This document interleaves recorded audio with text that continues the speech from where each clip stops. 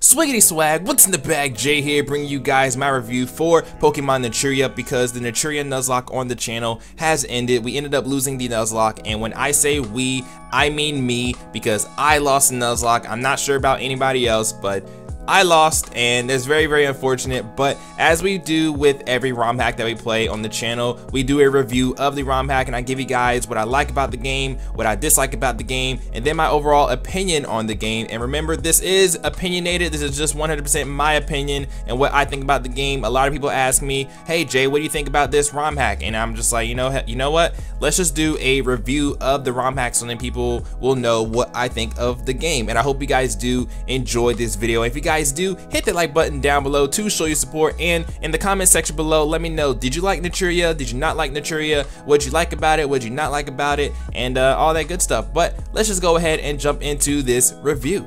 So starting off with things that I liked about the game, one thing I liked about the game was that they kept the Generation 2 storyline. They didn't try to go over the top with some new story or anything like that. They just said, hey, we like the Generation 2 story, let's keep it. And I like that because Generation 2 is my favorite generation, so I guess this opinion is super duper like personal, but they didn't try to create some new story like all these other ROM hacks do. They just said, hey, this story is good enough, let's keep it. And they did, and I like it. So that's one thing I like about the ROM hack. So another thing I liked about this game was that they added later generation mons into this game.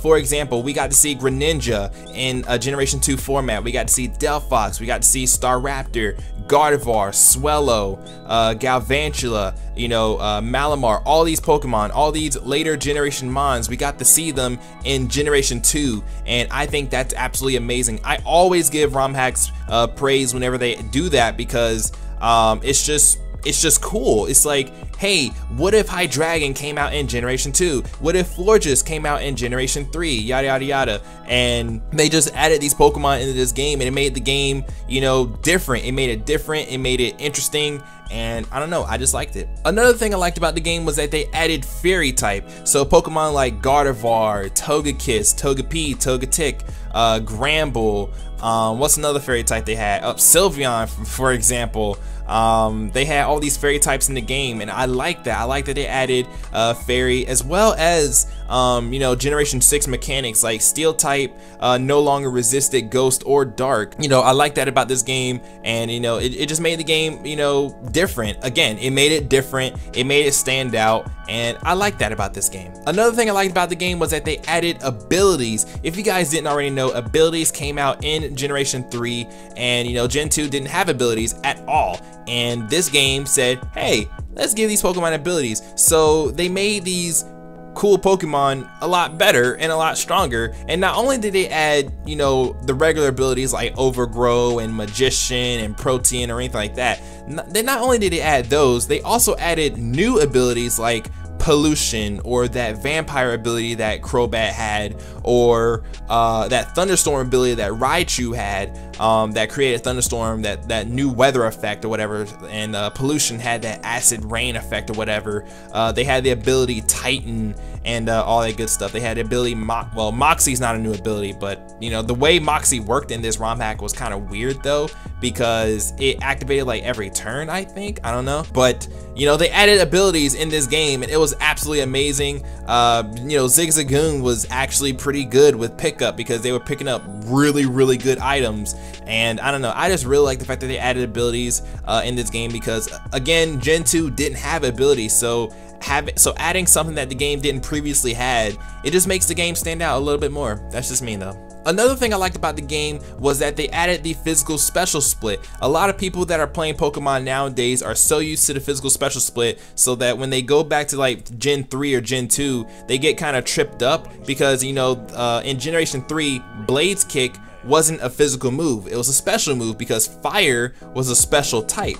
But they added the physical special split in this game, and so if you had Blaze Kick in this game, Blaze Kick would be physical and things like that. And I don't know, I liked it. Now the one thing that kind of tripped me up was that they made Waterfall a special move instead of a physical move, and that tripped me up because Waterfall is supposed to be a physical move, and they made it special. And I ended up losing a Pokemon that way too, because I kept going for Iron Defense, but Waterfall kept doing massive damage. I was like, why is it doing massive damage? And then it's like, oh, because it's treated as a special move in this game when it's not supposed to be, but you know, it is what it is. But I like the fact that they added a physical special split, and yeah, I like that. And the last thing I liked about the game was that they had a normal mode and they had a hard mode. Now, even in normal mode, the game was pretty dang on difficult, but then in hard mode, I don't know how you can get through the game, or I don't know how, okay? Normal mode, you can use as many HP restoring items as you wanted.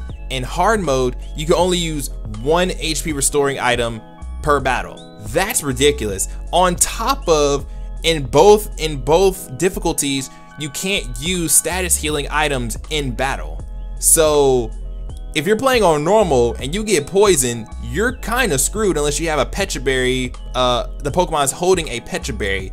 In hard mode, you're just kind of screwed overall, to be completely honest. But I do like the fact that they added the normal difficulty and the hard difficulty. I wish actual Pokemon would implement this. That would be very, very great. But I like the fact that this game had it though. So now moving on to things that I didn't like about the game. One thing I didn't like about the game was that we were unable to use status healing items in battle. And while I understand that this was an attempt to make the game harder, I just feel like not being able to use any status items or any status healing items in battle is a little excessive, especially when it's even in normal mode too. In normal mode or hard mode, you can't use status healing items in battle. And so it's one of those things where it's like, why even have the item if you can't even use it in battle? Like, you can't even use full restores in battle, and most of the time you will want to use a full restore in battle, but you can't use it in battle because why? It heals statuses, and I just think that's kind of unfair.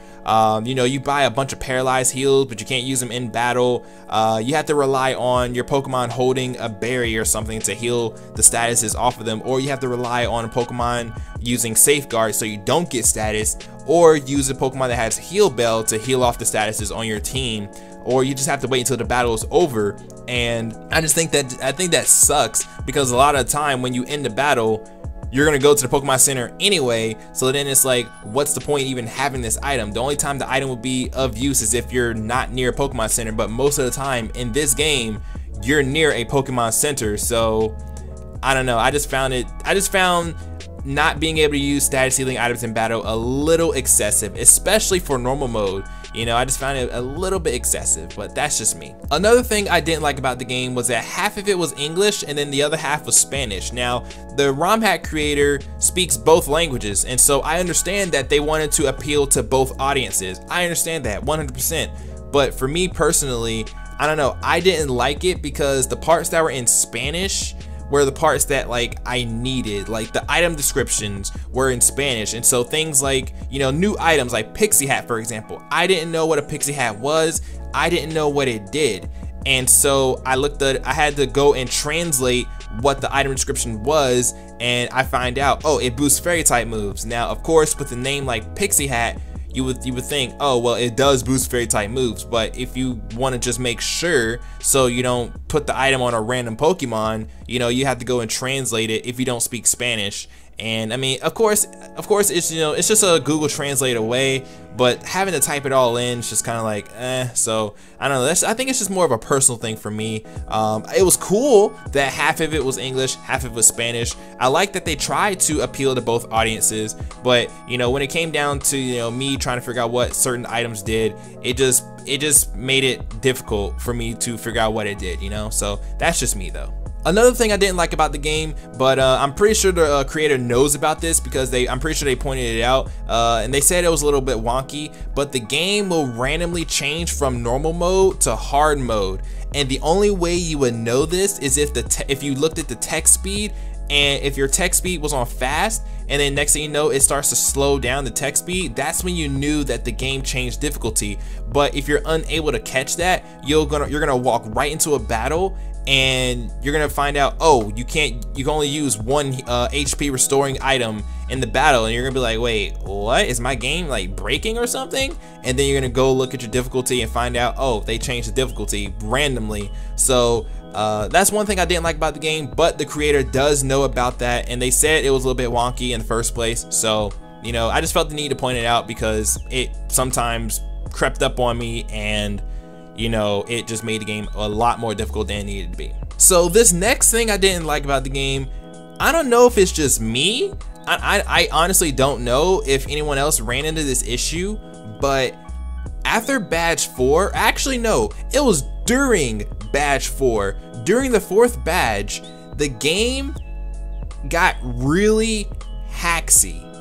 And like it got really hacksy. I mean, Pokemon were poisoning each and every turn. Pokemon were getting confused all the time. Pokemon were getting put to sleep, and basically the AI was taking advantage of all the hacks in the game. And because you can't use status healing items in battle, you have to sit there and put up with it. I was battling the 4th gym leader, dude's I think he had a Crobat. He just hacks me, he completely hacks me out. You know, who else did it? Gengars with Sludge Bomb would poison all of my Pokemon. There would be like so many critical hits out of nowhere. That there were game-changing crits too that made no sense. It just came out of left field, and it's like, while I understand that critical hits are supposed to come out of left field, it felt like every time, you know, I didn't want a crit to happen, it happened and it killed a Pokemon. It was just ridiculous. Crobat, I would say this, Crobat is literally the most haxiest Pokemon in that game. Not even gonna lie to you. Let's see, the rivals Crobat, he had Confuse Ray, he had Hypnosis, he had Crunch, and Fire Fang. If he didn't put you to sleep, he confused you with Confuse Ray. If he didn't confuse you, he would burn you with Fire Fang. If he didn't burn you with Fire Fang, he'll lower your defense with Crunch. On top of that, the Vampire ability got back his HP. I had that Crobat down to like 1 HP, and it managed to fully restore itself because it hacks me out completely and I couldn't do anything about it. And I just think that really sucks. Half my team was poisoned because, you know, Sludge Bomb Gengar or something, and then, you know, everything ran Thunder Wave, everything. It just felt like the game was trying to hack you out, and you couldn't do anything about it unless you had a Heal Beller, Safeguarder, or you just had the appropriate berry for the status. And I don't know if it was just me, but if you go back and watch my LP of Pokemon Naturia, you will see me get completely hacked out. Like it was just ridiculous. And then when you try to hack the opponent out, they always had like a Lumberry or some sort of berry to combat that specific status, and it just, I don't know, it made the game difficult, yeah, but it also made it just ridiculously unbearable. And you know, on top of that, random level spikes as well. Like in Victory Road, the Crobat that we fought was level 66, but then the rest of his team was like late 50s. And it's like, how are you gonna have a level 66 Crobat but late 50s for everything else? That doesn't make any sense. So obviously we're gonna go into the battle technically under leveled and then get blown away by a Crobat. And it's just crazy. And then sometimes these Pokemon would endure the hits, but it's like, how do you even endure a hit when you don't even have a focus band on you? And it was just, it was a jumbled mess, and it was crazy. It was absolutely crazy. But like I said, the game, for me personally, the game got really hacksy, and you couldn't do anything about it. So I don't know, but that's just me. And the last thing I didn't like about the game was that some of the abilities were super broken. The pollution ability, I think if you sat out in the pollution rain for too long, you get poisoned. And it's like, that adds on top of the, that adds on top of the game trying to hack you out. I think if you sat out in a thunderstorm for too long, you get paralyzed, and it just adds on top of, you know, the game is trying to hack you out, and it just made no sense for the game to just completely kill you with hacks and hacks alone. You know, it was just crazy. But I don't know, that's just what I've gathered from the game when I played it. So overall, when it comes to my opinion on this game, I like the game. I like what they try to do with the game. The game is definitely difficult, but at the same time, I would say as you progress with the game starts to get a little more hacksy and hacks oriented, and the amount of hacks you receive in the game is such a stupid amount, to the point where you might not even want to play the game anymore. But if you're looking for a difficult ROM hack to give you a challenge, this is definitely one you should play. Just hopefully you don't pull out your hair while playing it, and hopefully your hairline stays intact. But mine probably went back a couple inches because of this game, but that's just me. But anyways, I'm done. I tried to record this like 10 times. This is probably the best we're gonna get as far as a review goes, but I hope you guys enjoyed, and if you guys did, hit the like button down below, and stay tuned for the new Let's Play announcement coming soon. And yeah, let me know what you guys thought of Naturia down in the comment section below. But I'm gonna go ahead and get out of here, so thank you guys for watching. I'll see you guys next time. Peace.